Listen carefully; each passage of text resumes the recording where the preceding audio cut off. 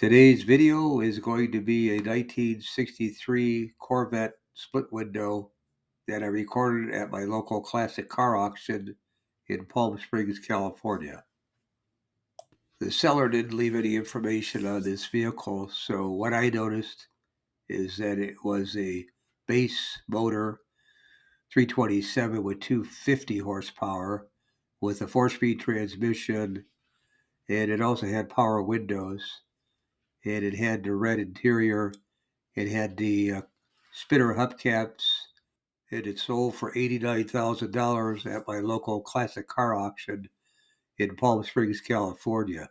That's today's featured car of the day, a 1963 Corvette split window in ermine white with the dark red interior with the base motor 327 V8 with 250 horsepower with the 4-speed transmission, power windows, spinner hubcaps, and it sold for $89,000 at my local classic car auction in Palm Springs, California.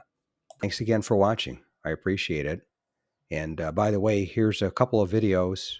This will take you over to my page, and you can take a look at any of the videos that are there that look good to you. But thanks again for watching, and we'll see you on the next one.